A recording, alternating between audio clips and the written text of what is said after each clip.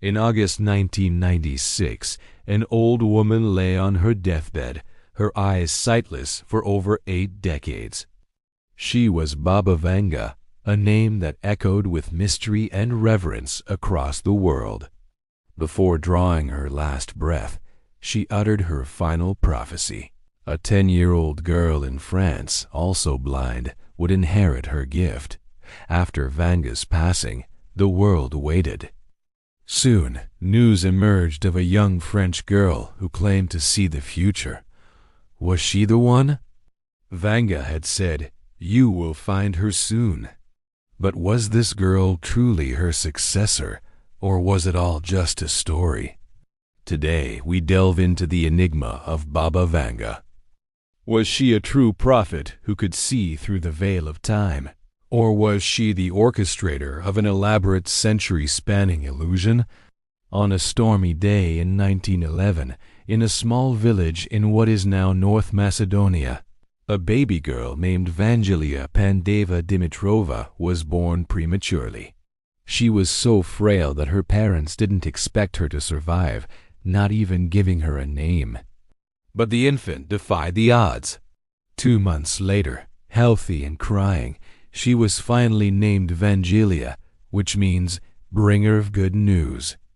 Her early years were ordinary.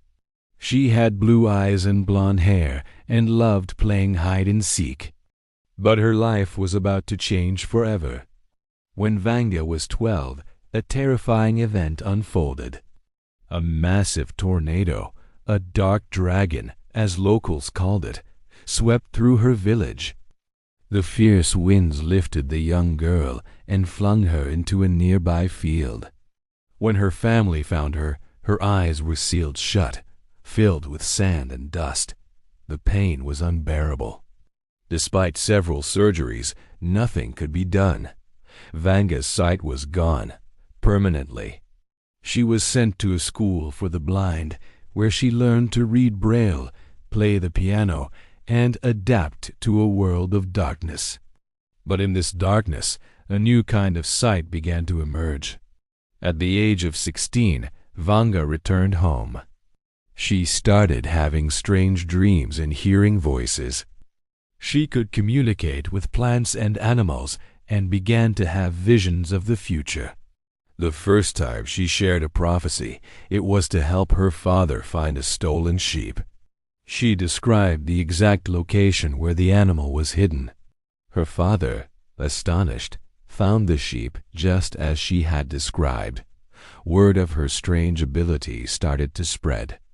People in her village, initially skeptical, began to seek her out for advice. They called her Baba Vanga or Grandmother Vanga. Her reputation as a seer was just beginning. As World War II ravaged Europe, Vanga's fame grew. Soldiers and their families came to her, desperate to know if their loved ones were alive. She would tell them, often with startling accuracy. She could see visions of soldiers returning, or sadly, she would see their fate on the battlefield. Even the Bulgarian Tsar, Boris III, visited her. He asked about the outcome of the war and the future of his kingdom. Vanga's words to him were chilling. She predicted his death, giving him the exact date, August 28th. The Tsar left her house, deeply troubled. On August 28th, 1943, he died, just as she had foreseen. After the war, Vanga's influence reached the highest levels of power. The Bulgarian government, recognizing her unique abilities, put her on the state payroll. She became a national asset. A special institute was even created to study her powers. Scientists documented over 7,000 of her prophecies, claiming that her accuracy rate was over 80%. Vanga wasn't just a village psychic anymore. She was a state-sanctioned prophet, a phenomenon that intrigued and mystified the world. One of Vanga's most famous visitors was the Soviet leader Leonid Brezhnev. It's said that he consulted her multiple times. During one visit, Vanga reportedly told him about the political turmoil that would eventually lead to the collapse of the Soviet Union. She foresaw the rise of Mikhail Gorbachev and the policies of perestroika and glasnost that would change the world. To the leaders of the communist bloc, Vanga was both a source of invaluable insight and a terrifying reminder of their own mortality and the fragility of their power. But what about her global predictions? Did Vanga really see the major events of our time? One of her most cited prophecies is about the sinking of the Russian submarine Kursk in 2000. She supposedly said, at the turn of the century, in August of 1999 or 2000, Kursk will be covered with water and the whole world will be weeping over it. At the time, people thought she meant the city of Kursk. But in August 2000, the submarine of the same name sank, a tragedy that shocked the world. Coincidence? Or a chillingly accurate vision? Then there's the prophecy that many believe foretold the September 11th attacks. Vanga warned, horror, horror. The American brethren will fall after being attacked by the steel birds. The wolves will be howling in a bush, and innocent blood will be gushing.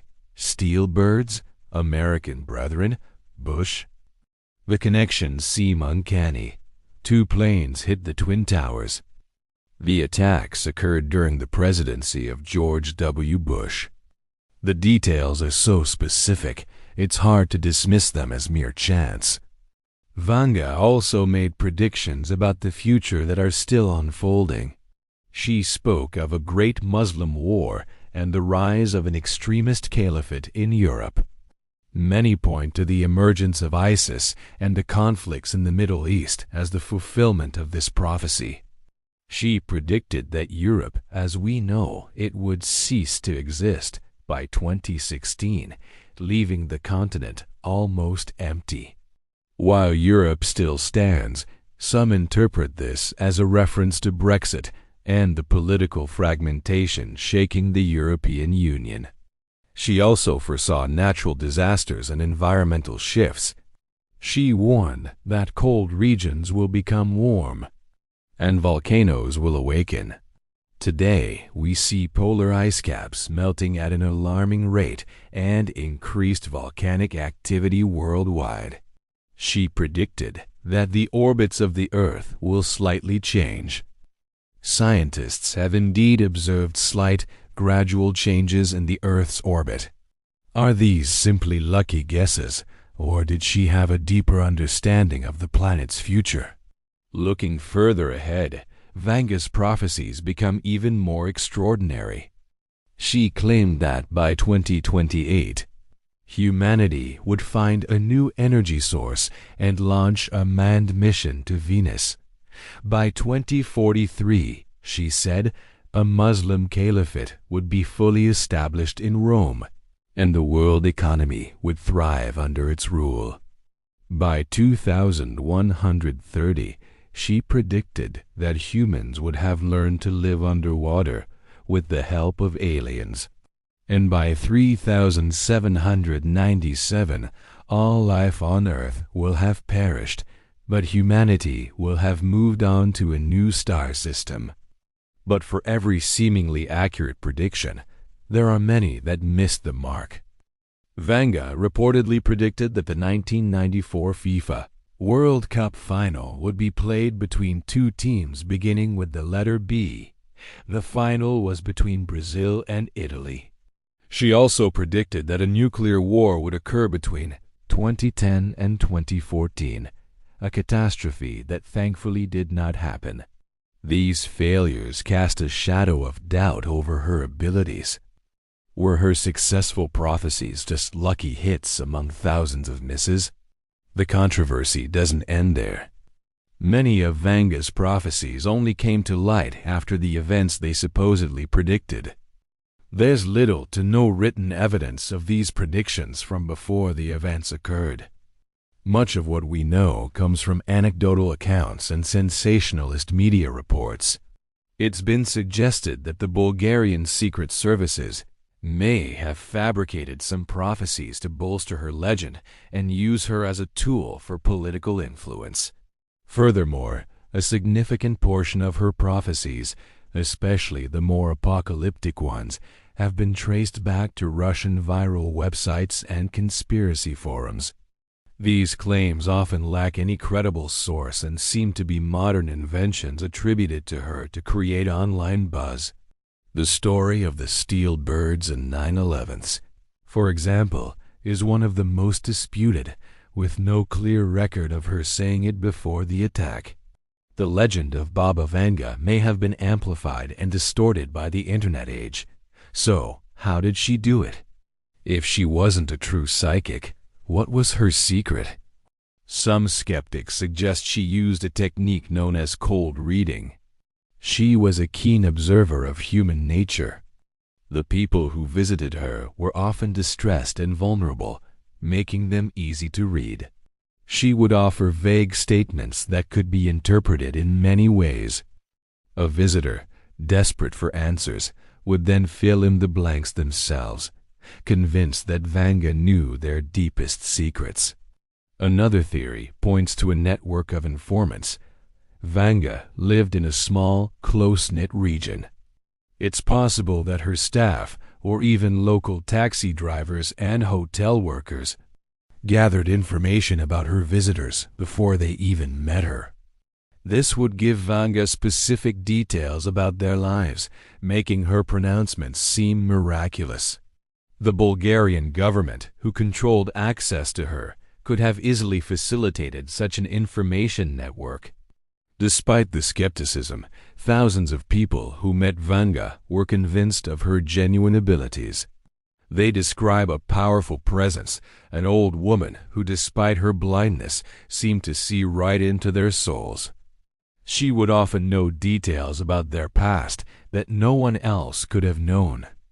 She would speak of their deceased relatives as if they were standing in the room. For these followers, no amount of debunking can shake their belief. Vanga herself never sought fame or fortune. She lived a simple, modest life in the village of Rupite. She accepted small gifts from her visitors, but never charged for her readings. She was deeply religious and believed her gift came from God. She saw herself not as a fortune teller, but as a guide, a conduit for information meant to help people. She often spoke of a higher purpose and the importance of kindness and faith. What is the final verdict on Babavanga? The truth is, we may never know for sure. She remains a figure shrouded in mystery, a blend of documented facts, personal testimonies, and internet-fueled myths. Was she a genuine clairvoyant, a master of psychological manipulation, a state-sponsored puppet, or perhaps a combination of all three? Her story forces us to question the boundaries between belief, coincidence, and deception. Today, her home in Rupite has become a shrine, visited by thousands of pilgrims each year. They come seeking hope, guidance, or simply to connect with the legend. Her legacy is not just in the prophecies she left behind, but in the powerful emotions she evokes: curiosity, awe, and a deep-seated human desire to know what lies ahead. Whether prophet or illusion, Babavanga's story continues to captivate the world, a timeless riddle that we are still trying to solve. What do you think? Was Babavanga the real deal, or was it all just a grand performance? Let us know your thoughts in the comments below. And if you're fascinated by mysteries like this, make sure to subscribe and hit that notification bell so you won't miss our next deep dive into the unexplained. Thanks for watching.